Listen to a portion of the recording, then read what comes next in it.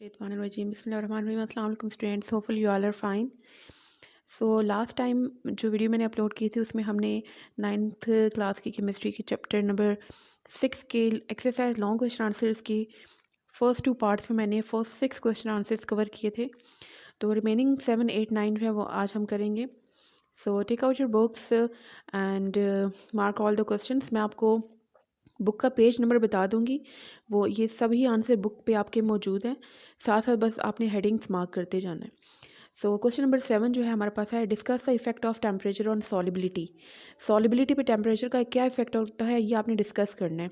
ठीक है, तो सॉलिबिलिटी क्या होता है? ये जब हम किसी भी सॉल्यूट को सॉल्वेंट में मिक्स करते हैं तो वो जो डिज़ोल्व होता है वो उसकी सॉलिबिलिटी होती है। अब इसका आंसर जो है वो है पेज नंबर 105 पे। ये कंप्लीट टॉपिक है effect of temperature on solubility. ये कंप्लीट टॉपिक आपने इसमें, क्योंकि लॉन्ग क्वेश्चन है और डिस्कस करने के लिए कहा है, तो ये आप जो है कंप्लीट टॉपिक्स में आप लिखेंगे। सो सबसे पहले तो फर्स्ट 3 लाइन्स इसमें आ जाएंगी कि temperature has major effect on the solubility of most of the substances. Temperature का बहुत मेजर रोल है सॉलिबिलिटी पे। Generally it seems that solubility increases with the increase of temperature, but it is not always true. देखने में तो generally ऐसा लगता है जैसे कि सॉलिबिलिटी जो है वो इंक्रीज़ होती है with increase in temperature. Means कि अगर हम टेम्परेचर बढ़ाते हैं तो सॉलिड के जो मॉलिक्यूल्स हैं वो डिज़ोल्व हो जाते हैं इजीली इन द सॉल्वेंट, इससे उसकी सॉलिबिलिटी इंक्रीज़ होती है। बट ऐसा सब केसेस में नहीं होता। सभी सॉलिड्स जो है वो आसानी से सॉल्युबल नहीं होते और टेम्परेचर के इंक्रीज़ करने से उनकी सॉलिबिलिटी इंक्रीज़ नहीं होती। कुछ की होती है और कुछ की नहीं होती। सो हम वो सब इसमें डिस्क्राइब करेंगे। अच्छा, ये जो टॉपिक है ये आपके पेज नंबर 105 पे बिल्कुल एंड पे लास्ट में टॉपिक है। उसकी 2 लाइन्स उसी 105 पे है, बाकी नेक्स्ट 106 एंड 107 पे जो टॉपिक इसके हैं वो भी इसमें आएंगे। अच्छा, साथ साथ मैं आपको एक्सप्लेन कर दूंगी। नेक्स्ट अब 3 पॉसिबिलिटीज़ इसकी क्या होती हैं। When a solution is formed by adding a salt in solvent, there are different possibilities with reference to effect of temperature on solubility. Temperature को जो सॉलिबिलिटी पे इफ़ेक्ट होता है, इस रेफरेंस से अगर हम देखें तो हमारे पास 3 कंडीशंस होती हैं, 3 पॉसिबिलिटीज़ होती हैं। अब वो 3 पॉसिबिलिटीज़ क्या होती हैं? नंबर 1 पॉइंट आपका क्या है? Heat is absorbed. Heat absorb होती है, मीन्स के टेम्परेचर जब बढ़ा रहे हैं तो वो बढ़ाते हुए हम क्या कर रहे हैं? बेसिकली हम हीट प्रोवाइड कर रहे हैं। तो हीट एब्जॉर्ब कब होती है? When some salts are added in water the test tube becomes cold. आपने टेस्ट ट्यूब लिया, ठीक है, उसमें आपने लिया हुआ है वाटर और उसमें आप सॉल्ट ऐड कर रहे हैं। अब यहाँ पे सॉल्ट क्या है? ये सल्यूट है और वाटर क्या है? सॉल्वेंट। तो आप इस सॉल्ट को वाटर में डिज़ोल्व कर रहे हैं, ठीक है। तो उससे क्या होता है? टेस्ट ट्यूब जो होती है वो ठंडी हो जाती है, कोल्ड हो जाती है। होता क्या है यहाँ पे? It means during dissolution of these salts heat is absorbed. इसका मतलब ये हुआ कि जब आपने वो सॉल्ट वाटर में ऐड किए थे तो उन सॉल्ट की जब डिसोल्यूशन हो रही थी, वो जब डिज़ोल्व हो रहे थे तो उस दौरान उन सॉल्ट्स ने क्या किया कि आसपास से सराउंडिंग से उन्होंने हीट को एब्जॉर्ब किया। जब वो सराउंडिंग से हीट एब्जॉर्ब करेंगे तो सराउंडिंग का टेम्परेचर डिक्रीज़ हो जाता है, जिसकी वजह से कम टेम्परेचर होने की वजह से आपको ठंडक फील होती है। Such dissolving process is called endothermic process. इस तरह के जो रिएक्शंस होते हैं या कोई भी प्रोसेस होता है जिसमें हीट एब्जॉर्ब होती है फ्रॉम सराउंडिंग, इस तरह के रिएक्शंस को हम कहते हैं एंडोथर्मिक। ठीक है, एंडो का मतलब होता है इनसाइड और थर्म मीन्स टेम्परेचर। तो इसमें क्या हुआ आपके पास? सॉल्वेंट प्लस सल्यूट जब आपने ऐड किया दोनों को तो साथ में और क्या चीज़ ऐड हुई है? हीट ऐड हुई है, ठीक है, और इसके रिजल्ट में आपके पास सोल्यूशन आया है। तो हीट जब ये एब्जॉर्ब होती है तो आप एरो से पहले उसको लिखेंगे। अब इस पे सॉलिबिलिटी पे क्या इफेक्ट हुआ ये तो यहाँ पे जनरल हमने देख लिया, ठीक है। अब होता क्या है बेसिकली इफेक्ट सॉलिबिलिटी पे क्या हो रहा है टेम्परेचर का? हीट के एब्जॉर्ब होने से solubility usually increases with increase in temperature for such solutes. ये जो हमने केस स्टडी किया, ये जो कंडीशन देखी, इस कंडीशन में क्या हो रहा है कि सॉलिबिलिटी इंक्रीज हो रही है जब टेम्परेचर इंक्रीज हुआ। टेम्परेचर इंक्रीज कैसे हुआ? सल्यूट ने डिजॉल्व होते हुए हीट को एब्जॉर्ब किया और हीट एब्जॉर्ब होना क्या हो रहा है? बेसिकली उसका टेम्परेचर इंक्रीज कर रहे हैं हम। तो टेम्परेचर इंक्रीज करने से उसकी सॉलिबिलिटी इंक्रीज हो रही है। It means that the heat is required to break the attractive forces between the ions of solute. अगर आपने लास्ट वीडियो देखी हो तो उसमें मैंने आपको क्वेश्चन एक्सप्लेन किया था। आई थिंक 5 क्वेश्चन नंबर 5 था शायद। उसमें हमने देखा था कि सॉलिबिलिटी कैसी होती है सब्सटेंसेस की।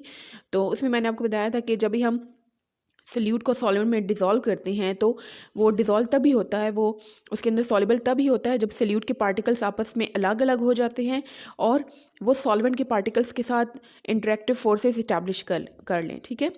अगर ऐसा होगा तभी वो चीज़ सल्यूट जो होगा वो डिज़ोल्व होता है। अगर ऐसा नहीं हो सकता, सॉल्यूट के पार्टिकल्स आपस में सेपरेट नहीं होंगे, तो वो चीज़ कभी भी डिज़ोल्व नहीं होगी। तो it means that heat is required. अब यहाँ पे क्या हो रहा है, टेम्परेचर इंक्रीज जब होता है तो सल्यूट के जो पार्टिकल्स हैं उनको हीट चाहिए होती है ताकि वो आपस की अट्रैक्टिव फोर्सेस को ब्रेक कर सकें, ठीक है।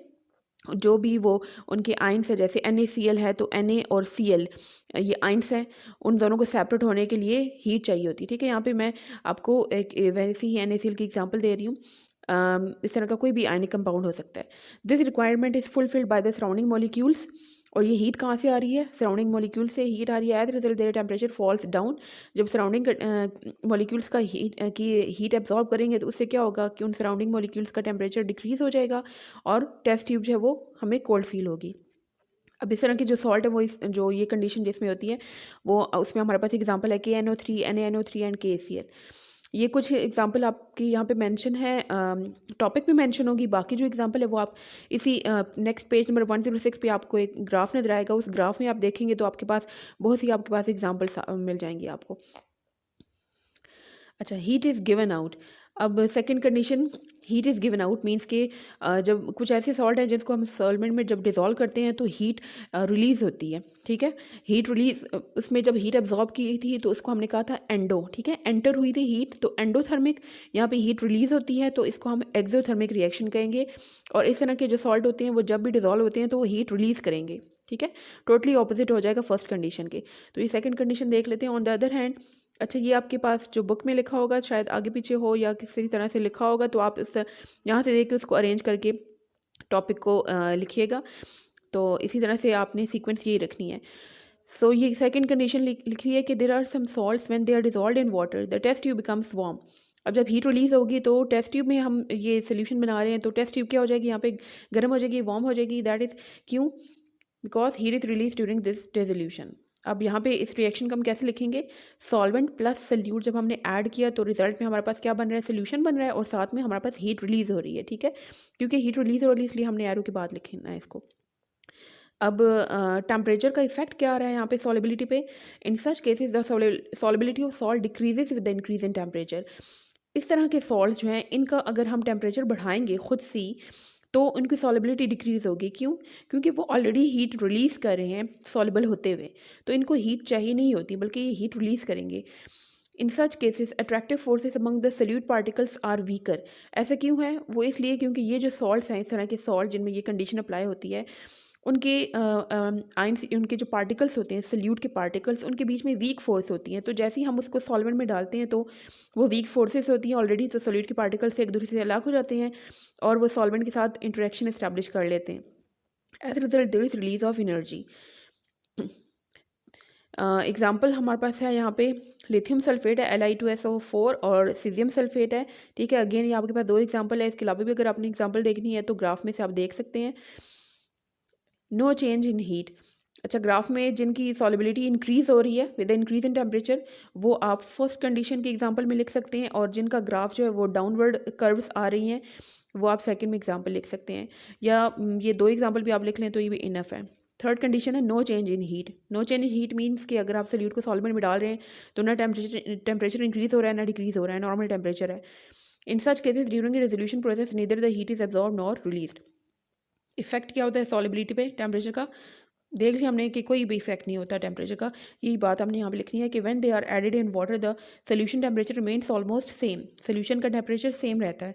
In such cases temperature has a minimum effect in solubility. बहुत कम माइनर इफेक्ट होता है, या आप कह लें कि बिल्कुल कोई इफेक्ट नहीं होता, जो हमें फील नहीं होता, टेम्परेचर रिमेन सेम। एग्जाम्पल आपके पास यहाँ पे जो है वो NaCl की है। अगर आप ये वाली एग्जाम्पल प्रैक्टिकली देखना भी चाहते हैं तो आप घर में भी कर सकते हैं। सॉल्ट जब आप मिक्स करते हैं, पानी में मिक्स करते हैं, तो आप जो पानी का जो टेम्परेचर होता है पहले से वही टेम्परेचर रहता है। वो ऐसा नहीं होता कि आपको ग्लास ठंडा या गर्म फील होगा, बल्कि जैसे ही आपको पहले फील हो रहा था सॉल्ट ऐड करने से पहले वैसे ही रहेगा उसका टेम्परेचर। क्वेश्चन नंबर 8 है give the 5 characteristics of colloid. Colloid की आपने कोई से भी 5 पॉइंट्स लिखने हैं, 5 प्रॉपर्टीज़ या करेक्टरिस्टिक्स लिखनी है उसकी। सो पेज नंबर 108 पे तीनों ही कोलॉइड्स और जो बाकी टाइप्स हैं उन सब की प्रॉपर्टीज़ लिखी हुई हैं, आप कोई सी भी लिख सकते हैं। यहाँ पे मैंने आपको प्रॉपर हेडिंग्स के साथ यहाँ पे लिख के बता दी, तो आप चाहें तो इसी का स्क्रीनशॉट लेके ये वाले लिख लें, या फिर आपकी मर्ज़ी, आप उस टेबल में से भी कोलॉइड्स के कोई से भी 5 पॉइंट्स पिक कर सकते हैं। तो इसमें आपसे इन्होंने कैरेक्टरिस्टिक्स पूछा है, तो फर्स्ट 5 हम लिख लेंगे। फर्स्ट हेडिंग आएगी पार्टिकल्स साइज़, कि कोलॉइड्स में जो पार्टिकल्स होते हैं उनका साइज़ क्या होता है। The particles are large consisting of many atoms ions molecules. Particles colloids में लार्ज साइज़ के होते हैं, और उन पार्टिकल्स में हमारे पास एटम्स भी हो सकते हैं, आइंस भी हो सकते हैं, और मॉलिक्यूल्स भी हो सकते हैं। Second, mixture type. Mixture type means के कोलॉइड जो है वो हमारे पास कौन सी टाइप है मिक्सचर की, होमोजेनस है या heterogeneous. So it appears to be a homogeneous mixture. देखने में ऐसा लगता है कि ये होमोजेनस मिक्सचर है। होमोजेनस मिक्सचर मीन्स के जिसमें सब हमारे पास कांस्टेंट कंपोजिशन आ रही हो, लेकिन ऐसा नहीं होता, बल्कि ये एक हेट्रोजेनस मिक्सचर है, इसकी कंपोजिशन कांस्टेंट नहीं रहती। थर्ड पॉइंट है विजिबिलिटी। विजिबिलिटी मीन्स कि इसके जो पार्टिकल्स हैं वो किस तरह से नज़र आते हैं या नहीं आते। सो पार्टिकल्स जो are large but they can not be seen with the naked eye. इसमें पार्टिकल्स लार्ज साइज़ के तो होते हैं, लेकिन इतने लार्ज नहीं होते कि आप देख के बता सकें कि हाँ भाई पार्टिकल्स नज़र आ रहे हैं। अच्छा, नेक्स्ट पॉइंट है फिल्ट्रेशन का। फिल्ट्रेशन मीन्स कि इसके पार्टिकल फिल्टर हो सकते हैं या नहीं। So all the particles are big but they can pass through the filter paper. Means के इनके पार्टिकल्स जो हैं वो बेशक लार्ज साइज़ के होते हैं, लेकिन वो इतने स्मॉल नहीं होते कि इतने लार्ज भी नहीं होते कि वो फ़िल्टर पेपर के पोर्स में से पास ना हो सके, बल्कि ये फ़िल्टर पेपर्स के पोर्स में से पास हो जाते हैं, तो इनकी फ़िल्ट्रेशन पॉसिबल होती है। ठीक है। नेक्स्ट है टिंडल इफेक्ट। सो टिंडल इफेक्ट क्या होता है कि स्कैटरिंग ऑफ लाइट। जब पार्टिकल्स जो है उनके पास एबिलिटी होती है कि उन पर जब लाइट फॉल करे तो वो स्कैटर कर दे लाइट को, इस प्रॉपर्टी को हम कहते हैं टिंडल इफेक्ट।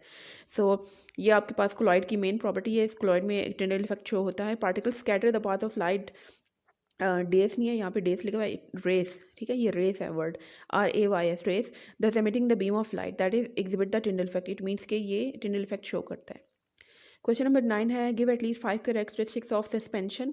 सस्पेंशन के आपने 5 कोई भी पॉइंट्स बताने हैं, तो ये मैंने आपके लिए ही किया हुआ है कि आपको यहाँ पे जो आपने 5 पॉइंट्स लिखे हैं ना, सेम हेडिंग, बिल्कुल सेम हेडिंग्स मैंने बना के सस्पेंशन की भी हेडिंग्स बना दी हैं, बस आपने पॉइंट्स जो हैं वो उसके अकॉर्डिंगली लिखने हैं। ठीक है।